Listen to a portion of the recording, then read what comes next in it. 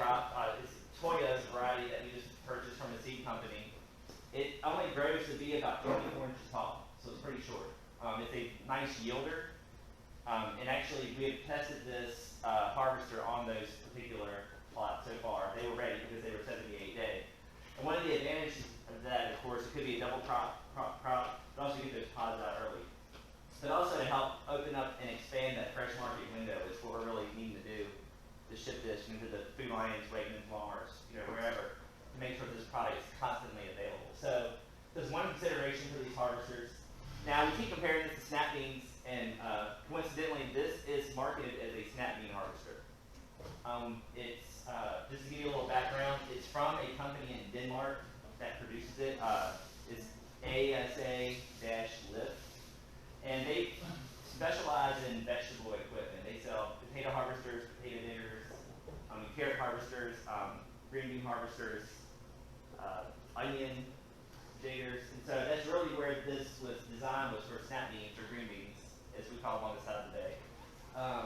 We call them snap beans over there. And that's really what it's designed for. And it costs $65,000 due. So one of the targets with this mechanized picker is also to help small and medium-sized growers. Our main snap bean grower who farms in 3 states, he has, I think his harvesters are $1 million each. So most people can't afford that. So we're looking for something a little cheaper that might work as well. So with that, since we can't try it, since we can't, you can just come out and look at it. But as far as harvest efficiency, we always worry about waste in product. Tomatoes, potatoes, corn, soybeans come out the back of your combine.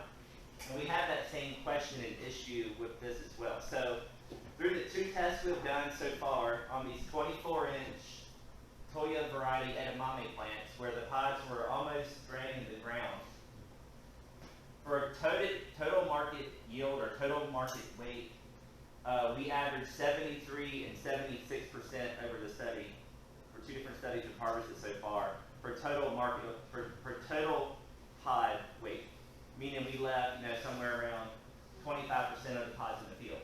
But we look at marketable weight, meaning the beans were developed, they were nice size, sellable. It harvested somewhere between 86 and then 89%. So we're only losing about 11 to 14% of total marketable yield by using this mechanized harvester versus hand picking. So you can imagine if you probably never have done this. I guess Maria's going to, when she makes her home, is going out and hand picking soybean pods and how big of a pain that can be. So throwing 11% out the window might not be that big of a deal in the grand scheme of things. I will use the stationary peanut picker that you tried. Are you going to? We did a lot of different experimenting. Our mind first went to peanut harvesters to try to figure out how we could make that work.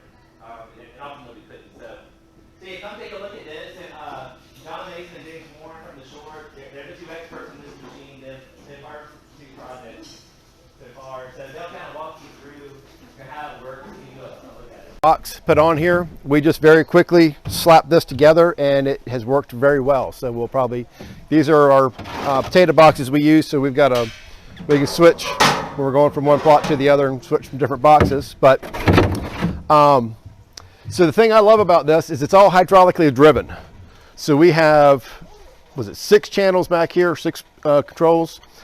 The drum on this is split into 2 sections. You have a front drum and a rear drum. I can control the speed on them, speed them up, slow them down. Then we've got speed of the conveyor bringing everything up.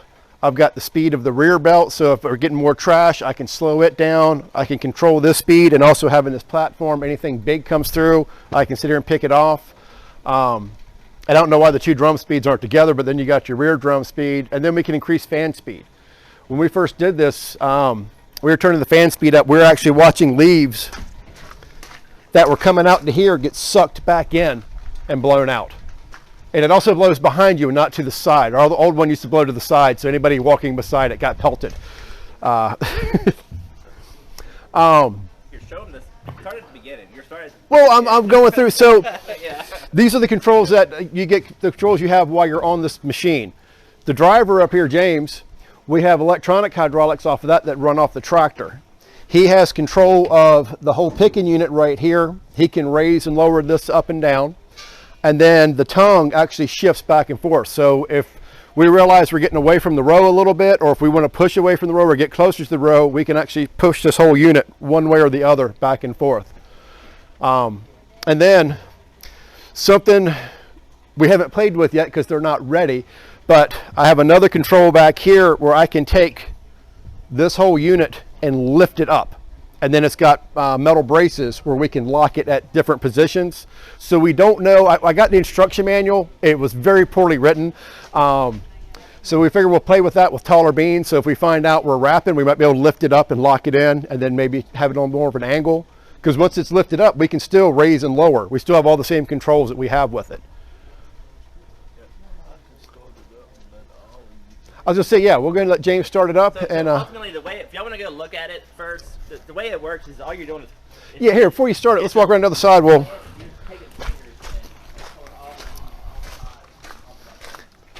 you gotta have a good root structure. if you come around this side, Yeah, take a look at it. It makes more sense. yeah, it'll make more sense once you come around over here. So these are our drums. So our old Oxbow, we basically had one drum that ran all the way across. The only control you had was PTO speed, and that ran everything. So with this, I can speed this one up or slow this one down, speed this one up or slow this one down because they run independently. And like I said, we've got this cylinder here that raises and lowers this whole piece. So as you're going along, so I mean, last year when we were picking, it was very wet. We were sinking down in the mud. We were having issues trying to keep it. With this one, we can sit here and he can just look back and just hit that button and just raise her up or bring her down as he needs to. So far, I've been very happy with this machine, which has been good because I was a big part in pushing this here. So if it worked out bad, that would have looked really bad. What else will this machine harvest? What's that? What else will this machine harvest? So it's a snap bean picker. So it's supposed to do, basically, I think it'll, I mean, I know it'll do snap beans. Lima beans, yeah. Anything. I'm not so sure we ever tried cowpea. We haven't, but we've done lima beans with a similar unit. Yeah. Is there any equipment that would combine a sheller with this that you know of? For some, you know, things like lima I don't beans. know. It's, okay. Yeah. You know, some homemade lima bean shellers, 2 bushels at a time after on farm. We should close Well, I've this. seen the lima Or bean should we, shellers, you want I've to never seen have them lima see it bean spin? You can. All right. I'm pretty sure everything's going to be, oh yeah, we're clear from that. We'll let James start it up. I'll control.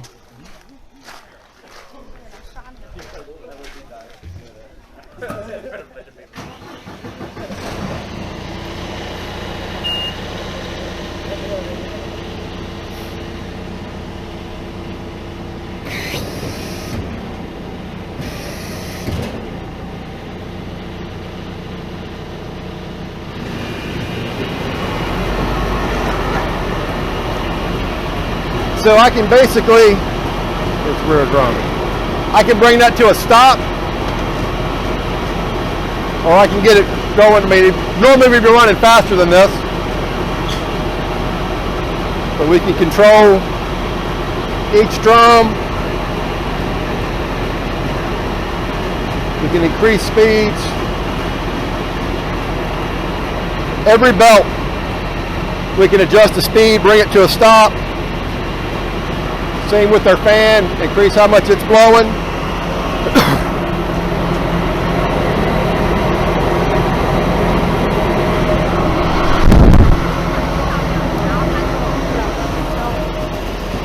So we haven't really had a chance to play around a whole lot with doing different speeds because we just had the one study, but we've got a lot of, in the caring study, we've got a lot of extra beans in there.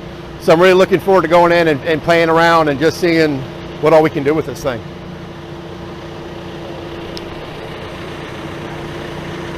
What's that?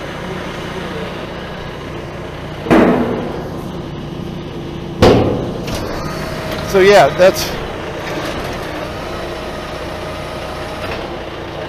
have to clean it out in here. What's that? How often do you have to clean it out in here? Is it clean it So far we haven't had to. Yeah. I mean, when we first got done, we lifted it up and looked, and we were fairly clean inside there. There is. Problems or anything like that? Or What's that? any rocks or sticks or anything? No, nothing like that. Just a few little, basically empty beans. I mean, empty pods that were hadn't even matured. But yeah, it's been quite a machine. Any other questions? It's pretty clean after you collect all the pods. Yes. Yes, it's been very clean.